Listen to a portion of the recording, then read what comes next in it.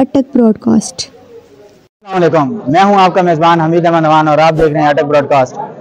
आज हम आए हैं NA49 से, जिन्होंने इलेक्शन विन किया है शेख आफ्ताब साहब के डेरे पर।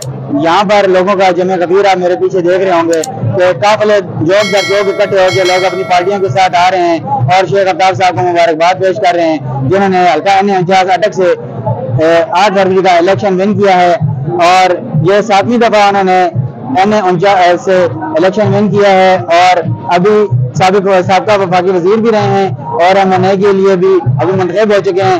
आए चलते हैं, वो मीडिया से बात कर रहे हैं, उनकी बातचीत आपको सुनाते हैं और क्या कह रहे हैं। संभालो जी सर, जो मौजूदा हालात पर जो है, जो आप विनिंग आपने की है, इस पर अपने तस्वीर दीजिएगा। बिस्मिल्लाहिर्रहमानिर्रहीम। अल्लाह का बहुत करोड़ शुक्र है कि अल्लाह ताला ने कामयाबी अता फरमाई अपने रहमत के सदके, अपने हबीब पाक के सदके। और अल्लाह का शुक्र है कि ये मैंने 7वां इलेक्शन जीता है और इसके बाद मैं अपने हल्के के लोगों का मशकूर हूँ कि जिन्होंने मुझे वोट दिया। मैं मीडिया का भी मशकूर हूँ कि मेरा पैगाम लोगों तक पहुँचाने में उन्होंने अहम किरदार अदा किया। इंशाअल्लाह क्योंकि मेरी सियासत में आने के बाद अटक के अंदर डेवलपमेंट के काम शुरू हुए, जो 17 में रुक गए थे, अब इंशाल्लाह दोबारा शुरू कर देंगे अल्लाह। और हम जो काम भी रुक गए थे, आयरन यूनिवर्सिटी है, मेडिकल कॉलेज है, इनको बनाएंगे इंशाल्लाह। तो शेख साहब, अभी आप क्या समझते हैं कि नून लीग मरकज में हुकूमत बनाकर आवाम को किस तरह से कोई प्लान ऐसा किया हुआ है जिसमें मंशूर रिलीफ दे सके? तो इस तरह होता है कि अभी प्लान तो बहुत सारे हैं जी जी, लेकिन जब कैबिनेट बनेगी तो फिर ये कैबिनेट के सामने प्लान रखे जाएंगे, उसके बाद अप्रूवल होगी। तो अटक के लिए आपने क्या सबसे पहले सोचा वक्त के साथ साथ बताऊंगा इंशाल्लाह। आज सिर्फ बस यहीं तक मालूम है।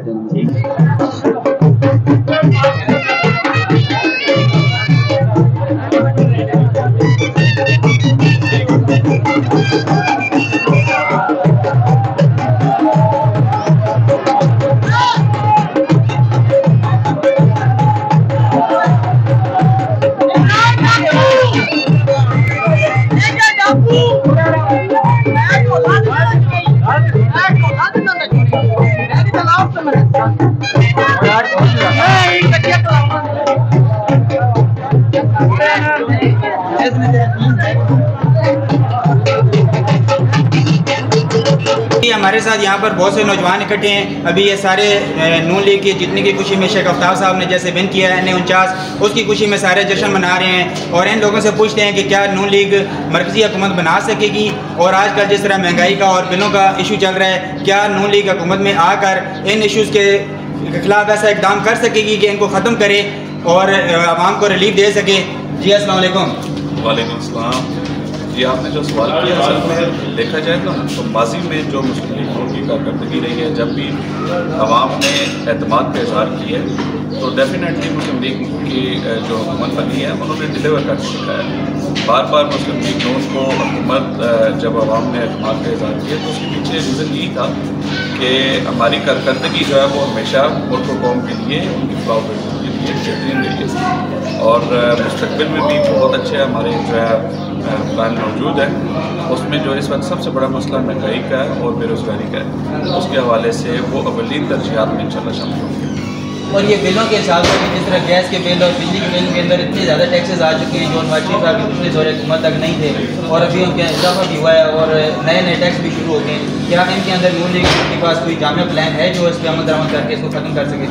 जी, इस हवाले से मुस्लिम लीग नून का जो मंशूर अभी पब्लिश हुआ है इलेक्शन से पहले, उसमें वाज़ेह तौर पर लिखा हुआ है कि जो बिजली बनाने का जो अमल है वो पानी से, सोलर से और जो पनचक्कियों से जो बिजली बनेगी उसकी तरफ जो है वो इक़दाम किए जाएंगे। उससे लाजमी बात है कि बिजली का जो बनने का जो अमल है वो कम कीमत, उसकी जो लागत है वो कम आएगी, फिर उसका रिलीफ डेफिनेटली आवाम को मिलेगा। और इसी तरीके से आपको याद होगा कि 13 से 18 तक का जो टेन्योर था, 2013 में जब गवर्नमेंट बनी थी तो कतर से LNG के मुआहदे हुए थे। उन मुआहदों की सूरत में सुई गैस की एक तो मिकदार जो है वो ज़्यादा की गई थी और जो कीमत थी उसको कंट्रोल किया गया। फिर PTI की गवर्नमेंट ने आके वो मुआहदे कैंसिल किए जिसकी वजह से रेट जो है वो बहुत ज़्यादा बढ़े हैं। पूरी गैस की लोड शेडिंग का मामला दरपेश है और इस तरह के मामला है। तो हमारी गवर्नमेंट की जो तरजीहात होंगी उसमें ये चीज़ें बिल्कुल शामिल होंगी।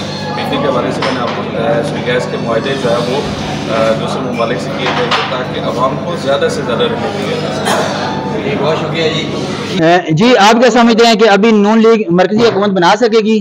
जी बिल्कुल, नून लीग जो है मरकजी हुकूमत बनाएगी और वज़ीर आज़म नवाज शरीफ होंगे इंशाल्लाह, और ये जो है ना अवाम को बहुत अच्छा रिलीफ देंगे इंशाल्लाह।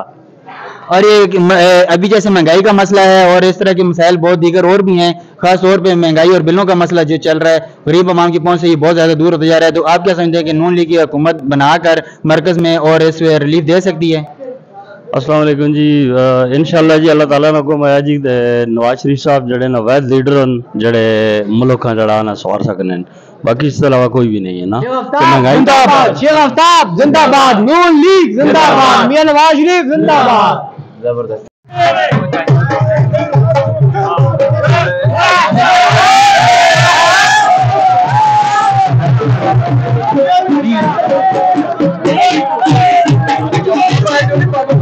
जी हमारे साथ जिले सदर सलीम शहजाद साहब मौजूद हैं PMLN के। इनसे पूछते हैं कि क्या मरकज में नून लीग हुकूमत बना सकेगी और यहाँ पर अभी लोगों का कैसा जोश खरोश देख रहे हैं और ये क्या समझते हैं कि नून लीग कैसे आवाम को रिलीफ दे सकेगी? अस्सलाम वालेकुम। बिस्मिल्लाहिर्रहमानिर्रहीम।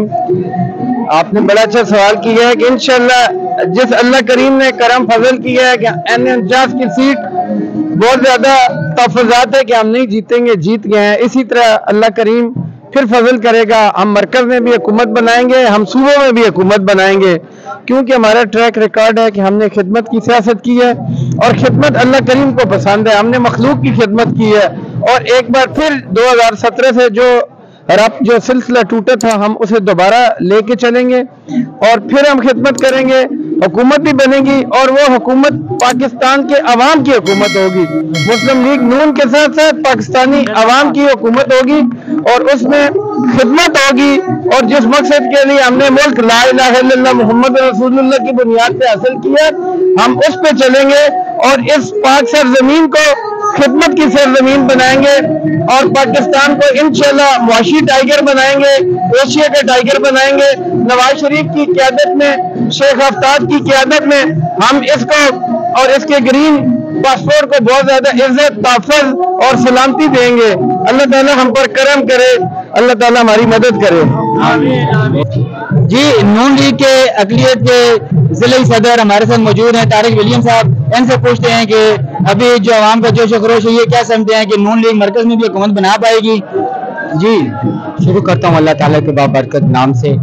मैं समझता हूँ कि पाकिस्तान में अगर इस वक्त किसी चीज़ की ज़रूरत है तो वो मियां नवाज शरीफ, क्योंकि मियां नवाज शरीफ ही इस मुल्क को बेहतरी की तरफ लेकर जा सकता है। और मैं समझता हूँ कि ये इलेक्शन मियां नवाज शरीफ की फतह का और कामयाबी का पैगाम लेकर आया है और इंशाल्लाह नून लीग की हुकूमत बनेगी और जो मनसूबे रुके हुए हैं इंशाल्लाह वो तरक्की की तरफ फिर से गामजन होंगे और अल्लाह ताला शेख आफ्ताब को जिंदगी सेहत अता करे और इस शहर की तरक्की जो रुक चुकी थी दोबारा से जादू उसारी देगी और ये शहर तरक्की करेगा, ये मुल्क तरक्की करेगा, इस मुल्क में बहाली आएगी, बेरोजगारी कम होगी, नौजवानों को रोजगार मिलेगा और सबसे बढ़कर इस बात के लिए कि मईशत ठीक होगी। और इस ये नून लीग यही अज़म लेकर, यही इरादा लेकर आई है और मियां नवाज शरीफ इस मुल्क की क़यादत संभालेंगे और इंशाल्लाह और फतह याबी से इस मुल्क के वज़ीर आज़म बनेंगे। शुक्रिया। तो अभी अक़लियत, आप अक़लियत के सदर भी हैं, तो आप अक़लियत के बारे में आप क्या कहते हैं कि बाकी तमाम लोग जो हैं आपके साथ एतमाद करते हैं नवाज शरीफ साहब पर? मैं समझता हूँ कि मियां नवाज शरीफ ने हमेशा अक़लियत को प्रायोरिटी दिया